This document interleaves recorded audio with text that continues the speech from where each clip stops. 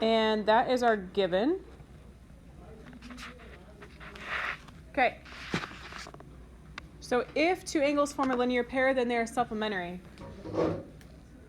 So the next line of your proof is, we're trying to prove that 1 plus 2 is 180, but you can't actually do that yet. So this takes an extra step. If all you know is they're a linear pair, you say angle 1 and angle 2 are supplementary. And this is because of the linear pair postulate. So that's the situation in which you would use it. So I'll highlight it so we understand that at this line I've actually used that linear pair postulate. And then if I'm trying to prove that 1 plus 2 is equal to 180, we've done this a lot already. It's not a linear pair for the reason. Do you remember what the reason is that I can add them up to 180? Definition of supplementary. Or definition of supplementary angles. Okay? All this says that if you have two things that are equal, then they are congruent, or vice versa. If they are congruent, then they are equal. You can go back and forth. So for example, in this picture, the proof, you are given that A is congruent to B, so we'll write that down.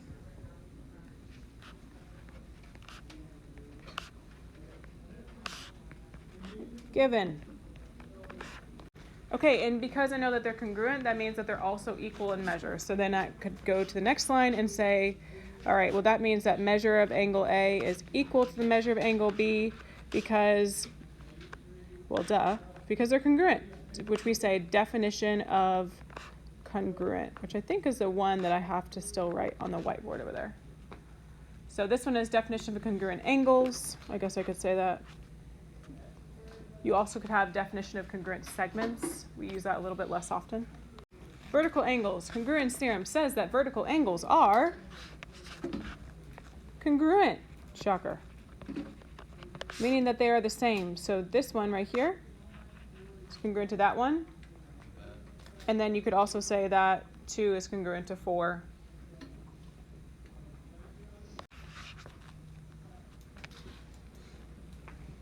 All right, so in this picture, 1 and 3 are vertical angles, 2 and 4 are also vertical angles, so they are congruent. So I have a tiny proof here. This is pretty short. So we know that measure of angle 1 is equal to 35 degrees. That's our given. We are looking at this picture, by the way. When I'm talking about 1 and 3, I'm looking at that picture. I just didn't want to put a second picture and it be exactly the same. That seemed pointless. Okay. We're trying to get measure of angle 3 to be 35 degrees. You know that measure of angle 1 is 35 degrees. Can you talk at your table? Why would it make sense that measure of angle 3 would also be 35 degrees? Okay, but here's the thing. If you look back at that theorem, it's vertical angles congruence theorem. It's not vertical angles equals theorem. And so that means when you go to write this, you have to write it in terms of congruence. So I can say that angle 1 is congruent to angle 3. I tried to write that. It's a squiggle and then an equal sign. So this is, it's fine with me if you just say vertical angles. If you want to write the whole thing, vertical angles congruence theorem, you go for it. I'm not going to.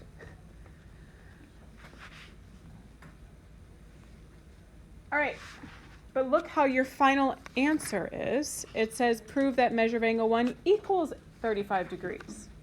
So is your final answer in the congruent format? No, so you got to switch it over to equals. So I then have to switch it over into measure of angle 1 equals measure of angle 3. And this is, we already did this one, definition of congruent. So this one's using a couple things. So we already used vertical angles. That's the one we're talking about, just if you need to highlight it or something. Okay, and now how can I get measure of angle 3 to be 35 degrees? I can do substitution. So I know that measure of angle 1 is 35 degrees, so I can put that there. This is the one I think we did on one of those purple ones. Super similar.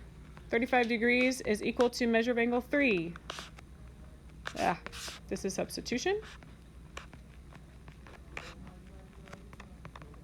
Okay, but check it, please. Is it in that same format yet?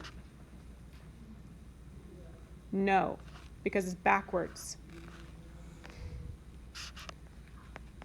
So how do I make it flip-flop?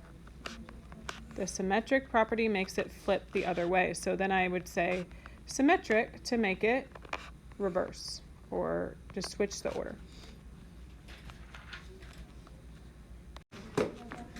Okay, a right angle has a little box in the corner. It represents a certain amount of degrees though, obviously. So how many degrees is a right angle? 90. So all right angles then would be not 90. We're not saying that. The right angle's congruence theorem, hence the word congruent, means that all right angles are congruent, because if they're all 90 degrees, then they would all be the same. That's what it says. Okay? So, for example, if I know angle 1 and angle 2 are right angles, as my given,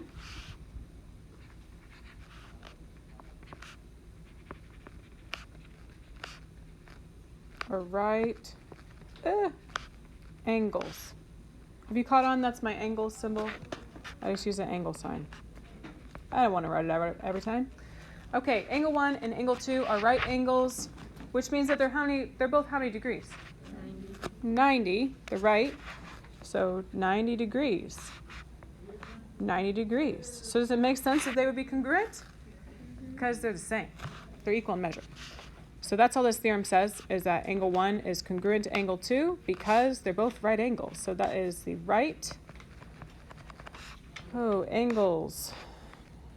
I'm going to write this one out. Congruence theorem. Woof. Okay. Supplement says that if two angles are supplementary to the same angle or to congruent angles, then they have to be congruent. Okay, look at the board and see this example. So let's say, for example, I know that this angle is 150 degrees. If angle 1 is supplementary to 150 degrees, so this is just an example,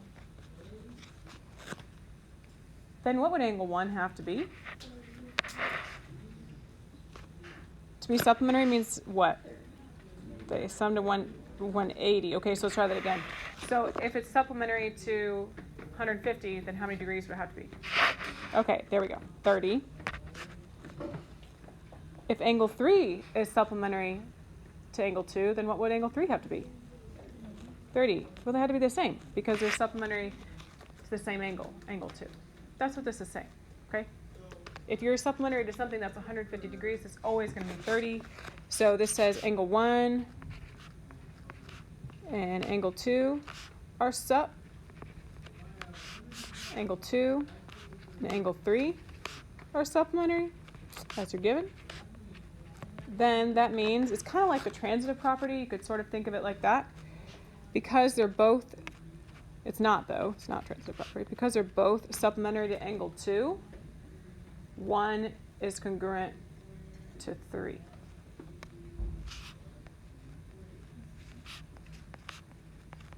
And the reason for this is that theorem up there, congruent supplements. Saying that, hey, if they're both supplementary to the same thing, then it would make sense that those angles would be the same measure. Yeah, if angle 5 is 50 degrees and 4 is complementary to it, remember complementary means they sum to 190. Ugh, okay. That means that angle 4 would have to be 40 degrees. And this is just an example. And if 6 is also supplementary, I keep saying the wrong word. If 6 is also complementary to angle 5, it would also have to be 40 degrees. So it's just saying, hey, if they're complementary to the same thing, they have to be the same.